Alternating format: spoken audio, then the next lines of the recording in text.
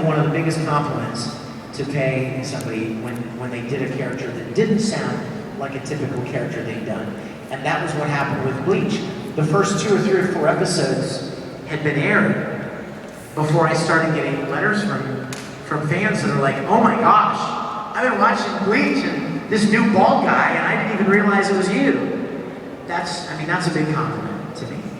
Because again, the goal is not to change your voice, but in those instances where you're playing a character that people don't necessarily immediately recognize your voice, that's a really fun thing for me. I love the flashback, his backstory, and how he came to serve Kenpachi, and that whole backstory with him I love.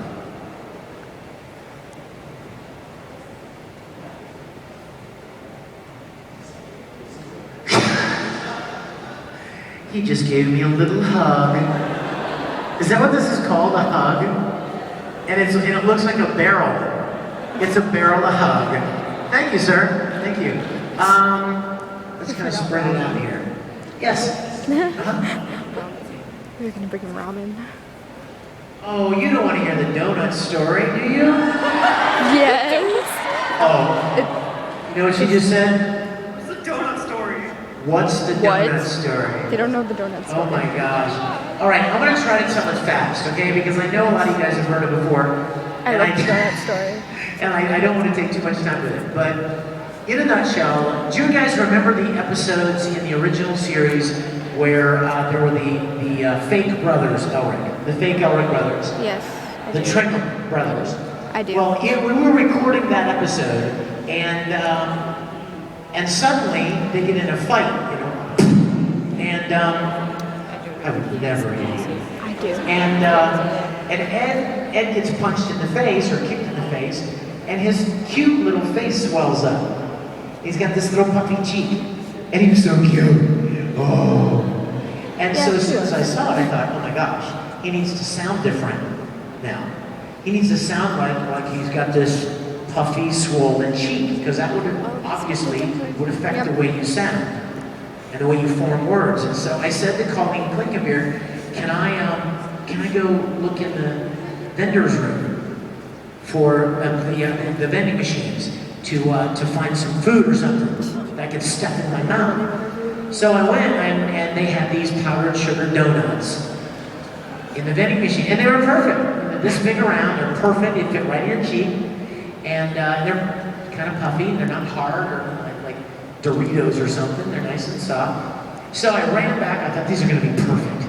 And I slammed one into my cheek and we started recording. And it sounded great, except that I thought that there were probably just a couple of lines where it sounded like that, but it turned out he was like that for like 3 pages. And those donuts are not meant to be held in your mouth. They're meant to be consumed.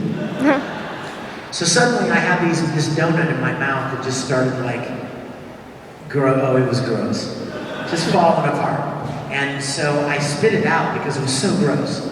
And then I had to put another one in because we had more recording to do. So I went through this whole little 6-pack of donuts to record that scene with Ed when he got punched. And so suffice to say, I don't eat donuts anymore. At least not the powdered sugar kind. Yes, sweetie. Oh, really? You want to know where I got my pants? The pants store. No, you know what? I got these in this awesome place, and you can even check it out online. They're on Melrose in Los Angeles called Forgotten Saints. And they do this all kinds of really cool stuff. And I found them there, and I like those. And so that's where these came from. Yes, sir.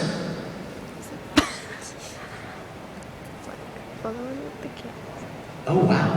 How did I end up voicing Malzahar in League of Legends? Honestly, I just auditioned. The guys that were making the game asked me if I would audition, and I sent in an audition, and they cast me. That was a lot of fun. I enjoyed that. I enjoyed that project a lot. But that's the way it happens most of the time, you guys. Most of the time, we don't even know what's going on out there until we get an audition for it. There have only been a couple of shows that I knew about beforehand that I really kind of wanted to get in. You know what I mean? Like, I want to be in Oron High School, or I want to be in Vampire Night. And so you kind of started kind of focusing on who's doing it, who's dubbing it, what company's behind it, how do I reach them, how much money do I have to send them to get them to cast me? I mean, you know, that kind of thing. So, but for the most part, we don't even know about things until we get an audition for them. Yes, sir. I'm fangirling on you. That's a great question. Is there a ritual before I record? Wow. Ritual. Yeah, now that I think about it, there kind of is. A lot of times I record for long periods of time. So one of the things that I always do is I will go immediately to the kitchen